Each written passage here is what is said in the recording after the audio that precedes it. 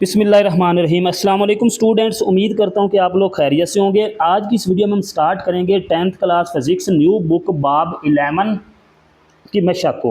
मशक में हम देखेंगे इसके तामीरी फ़िक्र के सवालात को।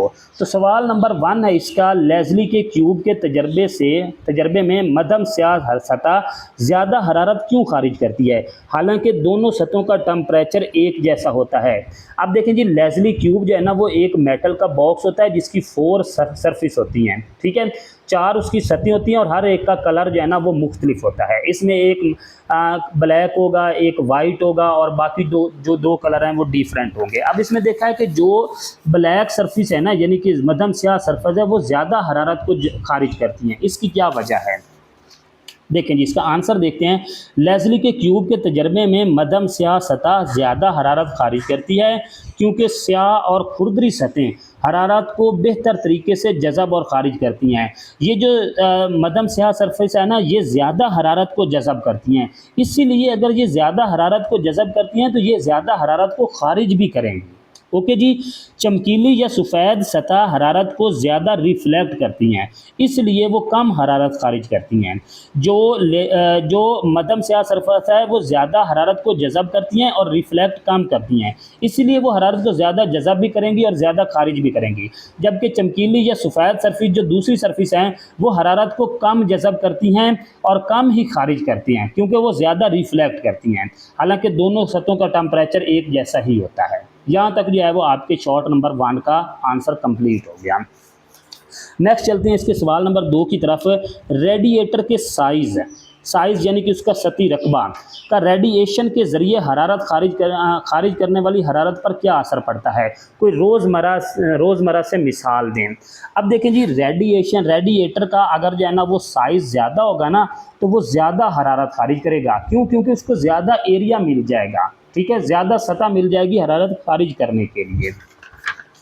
आंसर इसका देखते हैं क्या कहता है। रेडिएटर का सतही रकबा जितना ज़्यादा होगा उतनी ही ज़्यादा हरारत वो रेडिएशन के ज़रिए खारिज करेगा, क्योंकि हरारत का अखराज सतह के रकबे के रास्त मुतनासिब होता है, यानी कि जितना ज़्यादा एरिया उतनी ज़्यादा वो हरारत खारिज करेगा। अब इसकी मिसाल ये ले लें कि घरों में बड़े साइज़ के रेडिएटर लगाए जाते हैं। बड़े साइज़ के रेडिएटर क्यों लगाए जाते हैं? क्योंकि ना वो ज़्यादा एरिया प्रोवाइड करते हैं हरारत खारिज करने के लिए या हरारत जज़ब करने के लिए, ठीक है, ताकि कमरा जो है ना वो सर्दियों में जल्दी गर्म हो जाए।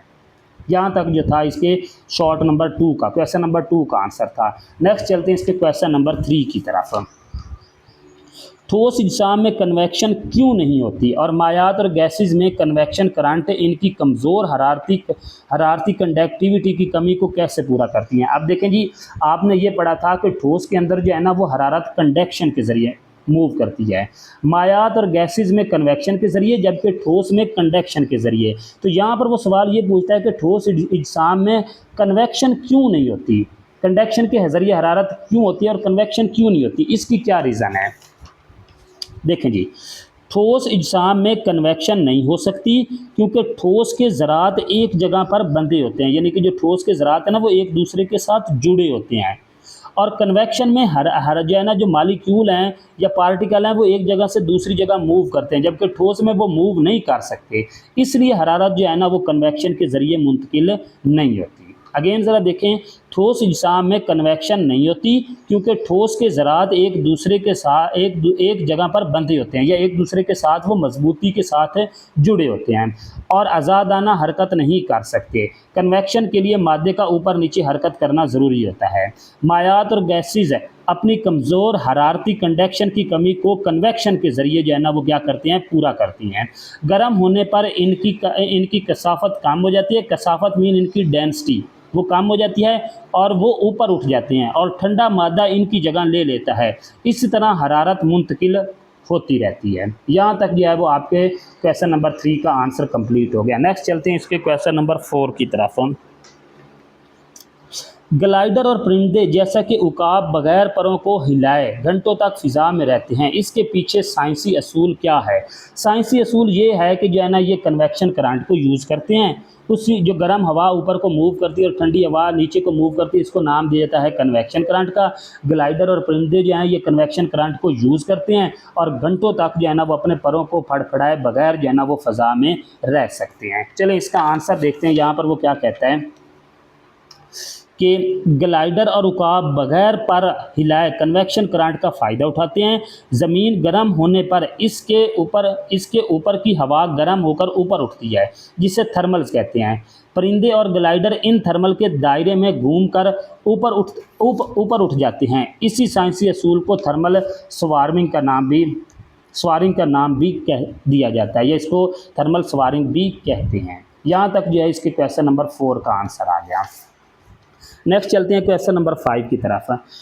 एक गर्म मेटल का जिस्म ठंडे कमरे में कुछ देर बाद क्यों ठंडा हो जाता है? रेडिएशन और हरारती तवानाई के असूलों की वजाहत करें। देखें जी, अगर कोई एक गर्म मेटल पड़ी है ना, फॉर एग्जांपल एक लोहे का गर्म टुकड़ा है, उसको ठंडे कमरे में ला कर रख दें, ठीक है, तो कुछ देर के बाद ये भी ठंडा हो जाएगा। अब क्या होता है कि यहाँ से इस गर्म मेटल की जो हरारत है ना, ये रेडिएशन के ज़रिए फ़िज़ा में शामिल हो जाती है, ठीक है, और जो है ना वो हरारत फ़िज़ा से हरारत को ये जज़ब कर लेता है। इसी वजह से जो है ना वो ये हरारत रेडिएशन के ज़रिए खारिज करता है, इसलिए जो गर्म मेटल है वो कुछ देर के बाद ठंडी पड़ जाती है।